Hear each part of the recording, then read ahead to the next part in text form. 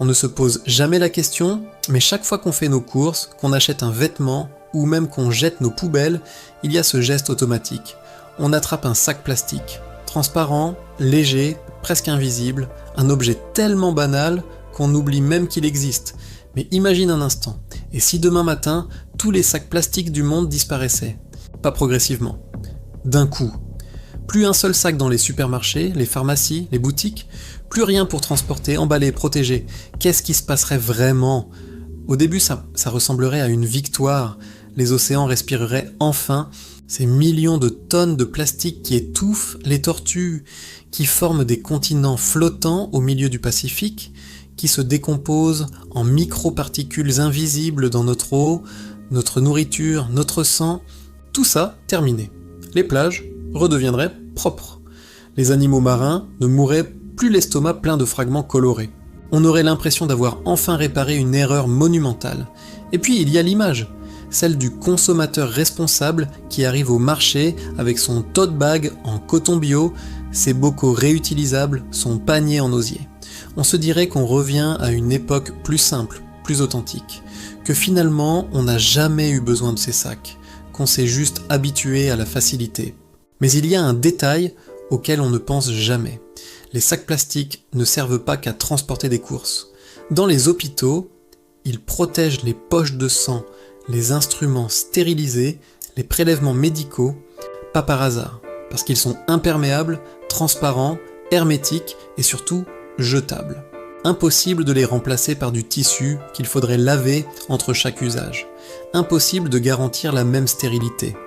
Et dans les cuisines des restaurants, des cantines, des industries alimentaires, c'est le même problème. Les aliments sont conservés, protégés de l'humidité, de l'air, des bactéries. Retirer le plastique, c'est diviser par 2, parfois par 3, la durée de conservation de ce qu'on mange. Ce qui veut dire qu'on jette plus, beaucoup plus, parce que si les aliments se conservent moins longtemps, il faut les transporter plus vite. Les camions doivent rouler jour et nuit, les avions multiplient les rotations. Le réseau logistique mondial, déjà sous tension, commence à craquer. Les prix explosent, pas seulement pour les produits frais, pour tout, parce que dans une économie mondialisée, chaque retard crée un goulot d'étranglement, et ce n'est pas tout. Les agriculteurs utilisent des films plastiques pour protéger leur culture, retenir l'humidité dans les sols arides, prolonger les saisons de récolte. Sans ça, les rendements chutent.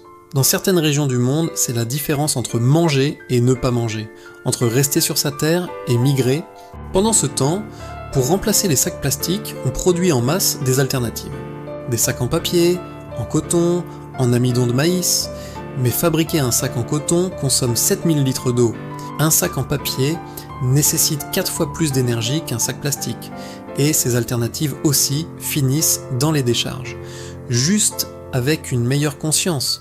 Et le plus inquiétant, c'est ce que personne ne voit venir, parce que le problème n'a jamais été le sac lui-même, c'est notre incapacité à gérer ce qu'on en fait après. Les pays riches ont des systèmes de recyclage, des incinérateurs, des décharges contrôlées. Mais le plastique qu'on retrouve dans les océans ne vient pas de Paris ou de Tokyo. Il vient de régions où il n'y a aucune infrastructure, où les déchets sont déversés directement dans les rivières qui mènent à la mer. Retirer les sacs plastiques sans résoudre ce problème-là, c'est comme couper une branche d'un arbre mort en espérant qu'il refleurisse. L'arbre continue de pourrir, juste différemment. Et pendant qu'on se félicite d'avoir banni les sacs, on oublie l'essentiel. On produit chaque année 400 millions de tonnes de plastique. Les sacs représentent moins de 2% de ce total. Le reste, emballages alimentaires, bouteilles, textiles synthétiques, composants électroniques, tout ce qu'on utilise sans même y penser, tout ce qui continuera d'exister, invisible, accepté. Finalement, le sac plastique n'était qu'un symbole, facile à pointer du doigt, facile à interdire, mais un symbole qui nous évitait de regarder le vrai problème en face, parce que la question n'a jamais été « et si on n'avait plus de sacs plastiques ?»